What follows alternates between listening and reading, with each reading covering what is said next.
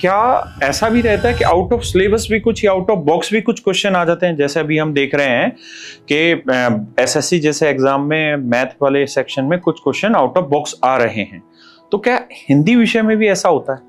Sir ये हमेशा होता है, लेकिन यूपीएसआई की भर्ती में इसकी संभावना ज्यादा है। अच्छा। क्योंकि पिछली अगर हम भर्ती देखें उसमें भी 5 से 6 क्वेश्चन आउट ऑफ सिलेबस थे। वो बच्चों के लिहाज से थे, टीचर के लिहाज से वो आउट ऑफ सिलेबस नहीं है। उसका रीजन ये है सर, यूपीएसआई भर्ती बोर्ड के द्वारा जो सिलेबस दिया गया उसको 6 सेक्शनों में बांट दिया।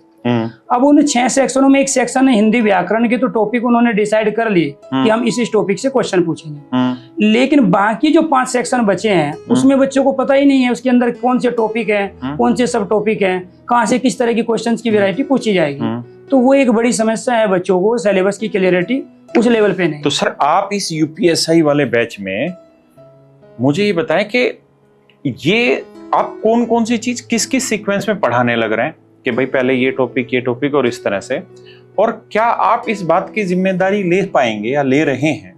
क्योंकि मैं 2021 के रिजल्ट देख रहा था, बेसिकली बच्चों ने ग्रुप बनाए हुए हैं और इतने सारे ग्रुप बने हुए हैं। एक ग्रुप तो सारे ट्रेनिंग वाले बच्चों का, तो उसमें उन बच्चों ने, जो हमारे सिलेक्टेड बच्चे थे, उन्होंने सर्वे किया कि अरुण सर से हिंदी कितने बच्चों ने पढ़ी हुई है कैरियर लैब से। तो आप विश्वास नहीं मानेंगे कि 1 से 2 ही बच्चा होगा जिसने मना किया, अदरवाइज लगभग 100% बच्चा आपसे पढ़ रहा था हिंदी। तो मैंने क्या किया, पूरे यूपीएसआई के जो 6 अलग अलग सेक्शन दिए हैं सिलेबस के हिंदी के, उनको ग्रुप वाइज मैंने 10 ग्रुप में डिवाइड कर दिया है। जैसे पहला जो ग्रुप बना है उसके अंतर्गत तो मैंने व्याकरण रखा है, क्योंकि व्याकरण का रोल 50% है। 40 क्वेश्चन में से 20 क्वेश्चन व्याकरण के आने, हिंदी व्याकरण के। उसमें पहला ग्रुप मैंने बनाया कि उसमें पहले वर्णमाला रखी, उसके बाद संधि है, फिर उपसर्ग, फिर प्रत्यय, फिर वर्तनी।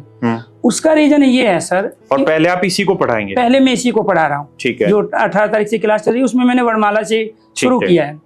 अब जैसे वर्णमाला हमने टॉपिक ले लिया, अब उसमें वर्णमाला के अंदर भी 5 सेक्शन है जो आज तक किसी किताब में ही नहीं है, जहाँ से क्वेश्चन यूपीएसआई में पूछे जाते हैं। जैसे वर्णमाला का एक सेक्शन है वर्णों का भेद, दूसरा वर्णों का उच्चारण स्थान, तीसरा वर्ण विन्यास, वर्ण विच्छेद, चौथा है हिंदी शब्दकोश में शब्दों का स्थान, और 5वां है वर्णों का वर्गीकरण। आज तक कोई किताब मार्केट में ऐसी नहीं है जिसमें ये 5 वर्णमाला के सेक्शन हो। आज तक कोई भी टीचर ऐसा नहीं है जिसने वर्णमाला के ये 5 सेक्शन कराए हो। वो क्या करता है, 5 सेक्शन में 2-3 कराता है। तो इसका मतलब वर्णमाला से बनने वाली हर तरह की क्वेश्चंस की वैरायटी को हम पहले ही कंप्लीट नहीं कर रहे हैं। बिल्कुल। तो मैं इसलिए दावे के साथ कहता हूं कि 40 के 40 क्वेश्चन आपके सही इसलिए होंगे क्योंकि हर तरह की क्वेश्चंस की वैरायटी, एक टॉपिक के अंदर जितने सब टॉपिक होते हैं उन सबको लेके मैं चलता हूँ।